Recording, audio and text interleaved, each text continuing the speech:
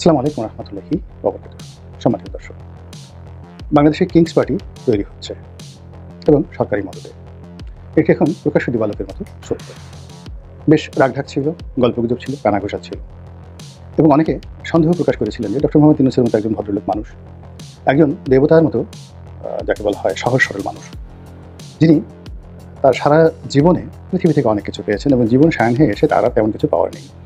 ফলে তিনি বাংলাদেশে যে তার জীবনের ক্রান্তিকালে এবং জীবনের শেষ সময়টিতে আল্লাহর পক্ষ থেকে যে নিয়ামতটি পেয়েছেন, এটিকে সর্বোচ্চ মেধা দিয়ে, যোগ্যতা দিয়ে, সততা দিয়ে, ধর্ম পরায়ণতা দিয়ে তিনি এটিকে লালন করবেন, পালন করবেন এবং বাংলার জমিনে তিনি অমরত্ব লাভ করার জন্য প্রয়োজনীয় নিজের জীবনটি তিনি দিয়ে দেবেন। এবং তিনি সে কথা বলেছেনও যে আমার আর চাওয়া পাওয়ার কিছু নেই। কিন্তু অবস্থা দৃষ্টি মনে হচ্ছে যে তিনি তার সেই জায়গাটি এখন আর আগের মতো সংরক্ষণ করছেন না। এটি ভয়ের কারণ হতে পারে, লোভের কারণ হতে পারে। এই কারণগুলো তিনি বুঝে গেছেন যে তিনি ইচ্ছাই হোক অনিচ্ছাই হোক এই রাজনীতির মধ্যে তিনি এসেছেন, এটি ওয়ান ওয়ে ট্রাফিক এবং এখান থেকে তিনি ফেরত যেতে পারবেন না। দ্বিতীয়ত, তিনি হয়তো বুঝতে পারেন যে তিনি যেভাবে যা কিছু করতে চেয়েছিলেন সেটা আসলে বাস্তবে সম্ভব নয়। তিনি যেভাবে গ্রামীণ ব্যাংক চালিয়েছেন কিংবা গ্রামীণ ফোন চালিয়েছেন, তিনি যেভাবে নোবেল পুরস্কার এনেছেন, তিনি যেভাবে বিশ্বের বিভিন্ন মঞ্চে উঠে বক্তব্য দেন, তারপরে মানুষজন কোনো রকম বিচার বিশ্লেষণ না করে তার বক্তব্য শুনেন, তালি দেন এবং তিনি বিশ্বের বিভিন্ন বিশ্ববিদ্যালয় থেকে বিভিন্ন জায়গা থেকে যেভাবে একের পর এক সার্টিফিকেট জোগাড় করেন, কিন্তু রাজনীতিতে এসে তিনি দেখলেন একই এক আশ্চর্য জায়গা। এখানে তো কোনো কিছুই আগের মতো চলে না। এখানে কেউ তালি দেয় না, এখানে তালির পরিবর্তে সবাই গালি দেয়। এখানে কেউ কৃতজ্ঞতা প্রকাশ করে না, এখানে কেউ হাসে না, এখানে সবার মুখ গম্ভীর এবং সবাই যে যার মতো অবস্থা, সেই অমুকের চামড়া তুলে নেবো আমরা, এই সমস্ত আজে বাজে কথাবার্তা বলে। একই অদ্ভুত একটা জায়গাতে পড়ে গেলাম জীবন সায়াহ্নে এসে। এটি তিনি একসময় দেখেছেন এবং তার হয়তো মনে হয়েছে যে যারা রাজনীতি করেন তারা হয়তো ভালো মানুষ নয়, লেখাপড়া জানে না, তাদের নোবেল পুরস্কার নাই, বিশ্বের অনেক দেশ থেকে তারা 10-12 ডক্টরেট ডিগ্রি পায়নি, অনেকে টাকা পয়সা নেই, অনেকে পাবলিকের টাকা মেরে খায়, ভালো ভালো পাবলিকের টাকা দিয়ে তারা ঘড়ি পরে, গহনা পরে। তো আমি তো গ্রামীণ চেক করি, সাধারণ প্যান্ট পরি, তো আমার মধ্যে একটা দেবত্ব বা ফেরেশতার মতো একটা সুরত আছে, শিক্ষা আছে, দীক্ষা আছে, সব কিছু আছে, জনগণ আমাকে মাথায় করে নাচবে।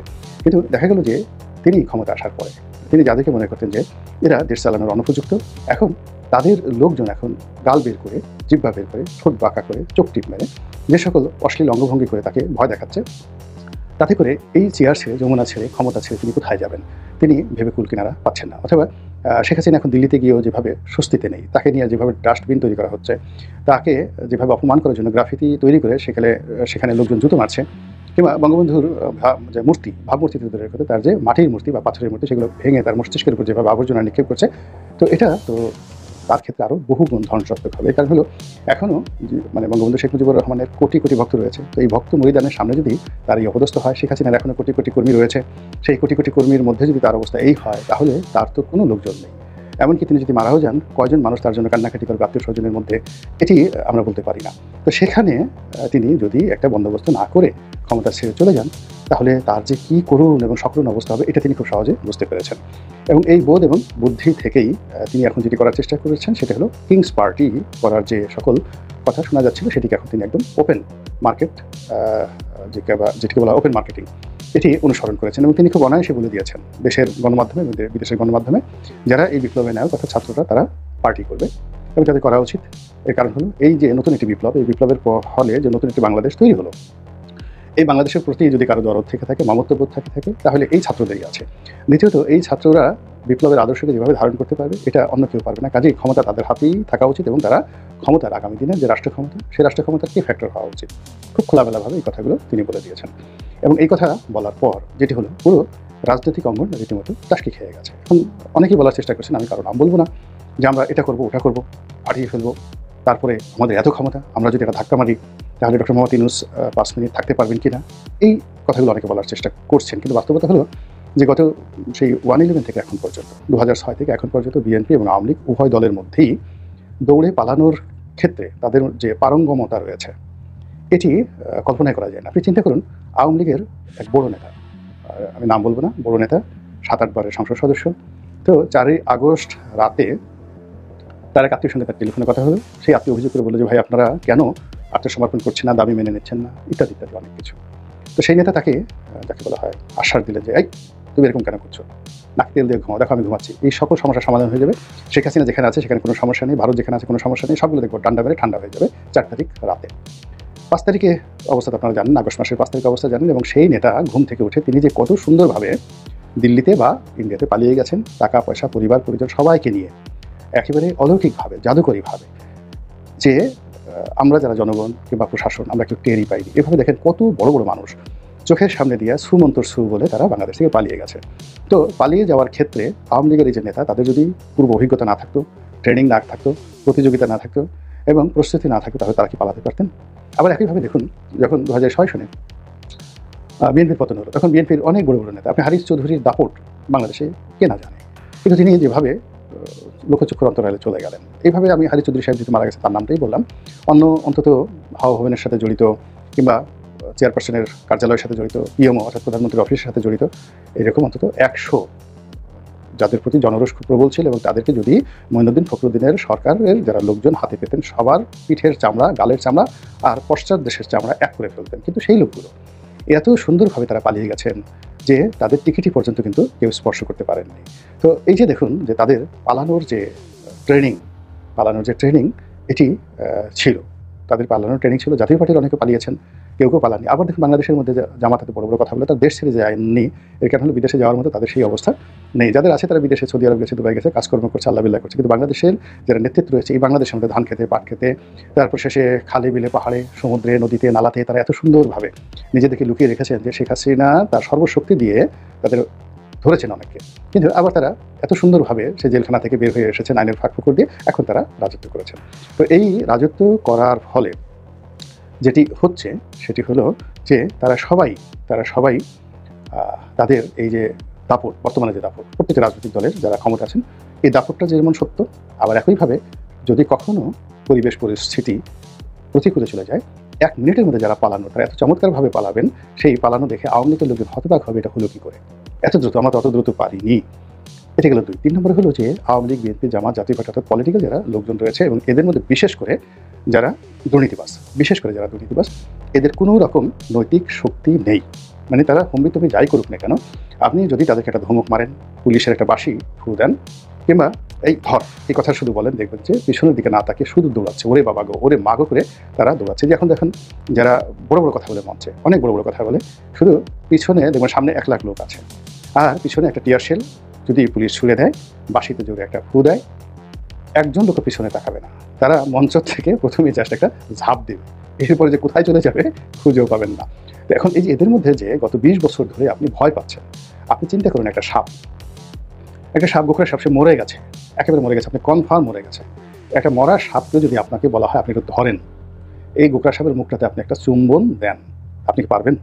কোনো অবস্থাতে হাত পা থরথর করে আপনার কাঁপা শুরু হয়ে যাবে।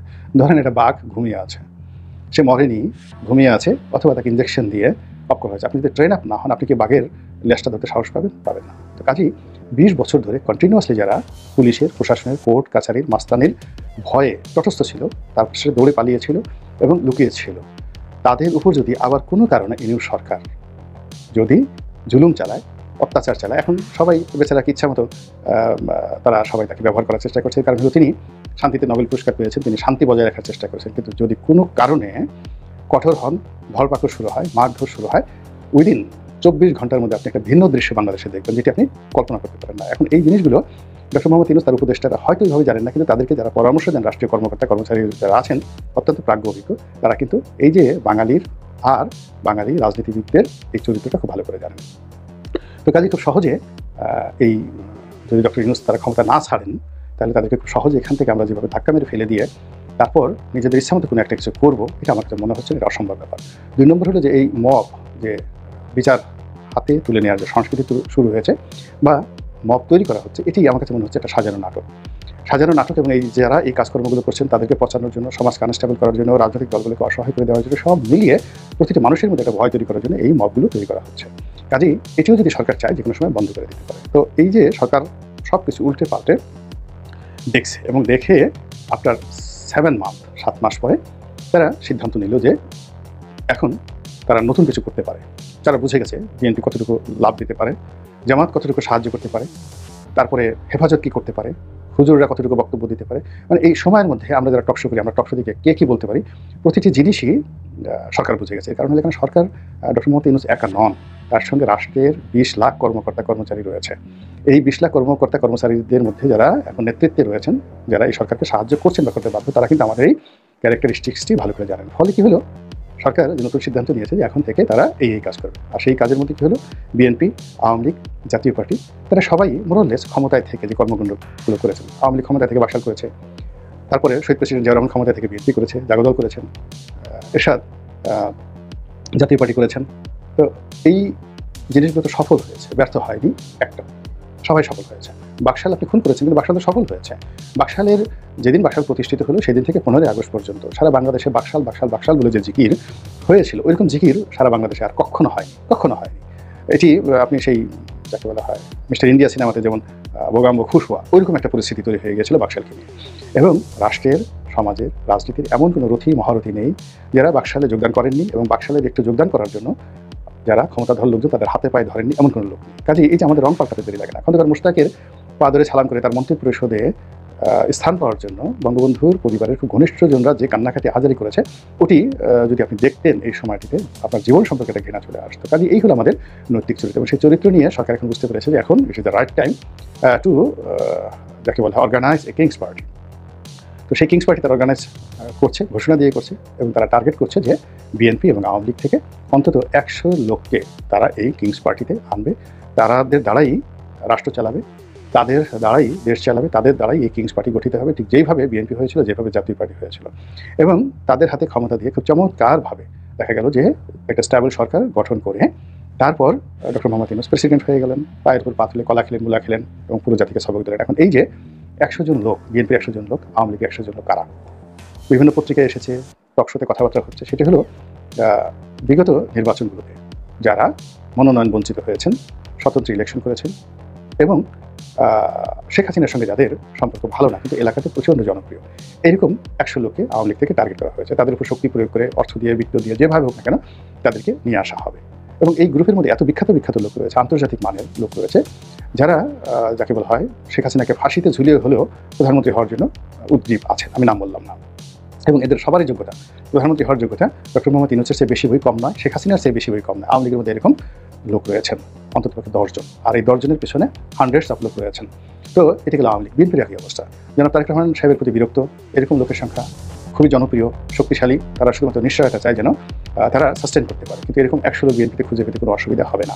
দুই নম্বর হলো যে এলাকাতে জনপ্রিয় কিন্তু এখন দল থেকে বহিষ্কৃত বা দলের নেক নজরে নেই এবং আগামীতে মনোনয়ন পাবে না, এরকম লোক রয়েছে। এর বাইরে দলের খুব ঘনিষ্ঠ আছে, জনপ্রিয় আছে, কিন্তু এলাকার যে মারামারি কাটাকাটির কারণে সে বিএনপির প্রতি ভীষণ রকম বিতশ্রদ্ধ।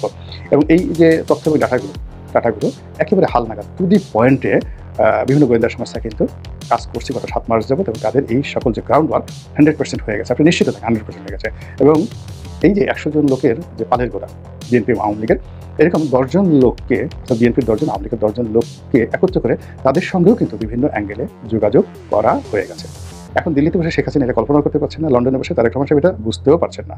তিনি যাদেরকে বিশ্বাস করছেন, শেখ হাসিনা বা তারেক জিয়া, তারা যে তলে তলে এই জিনিসগুলো করছেন সেগুলো যদি খুব বিশ্বস্ত লোকজন থাকে বিভিন্ন গোয়েন্দা দপ্তরে, তারা খুব সহজেই বুঝতে পারবেন কয় তারিখে কোথায় কার সাথে কি বৈঠক হয়েছে এবং কি ধরনের টেলিফোন কনভারসেশন হয়েছে। এবং এই বিষয়গুলো যদি রাজনৈতিক দলগুলো মোকাবেলা করতে না পারে, 111-এর সময় কিন্তু খুব শক্ত হাতে বিএনপি এবং আওয়ামী লীগের বিষয়গুলো মোকাবেলা করেছিল, কিন্তু এখন মূল ব্যাপার হলো এখন সেটা মোকাবেলা করার মতো পরিবেশ পরিস্থিতি নেই। আওয়ামী লীগের কেন্দ্র নেতৃত্ব সবাই পলাতক এবং তাদের সবাই ইমেজ হারা, তাদের কারোরই ওরকম পাবলিক ইমেজ নেই যারা নিয়ন্ত্রণ করবেন। আর যাদের পাবলিক ইমেজ আছে তারাই এখানে একত্র হচ্ছে। আওয়ামী লীগের, বিএনপির একই অবস্থা।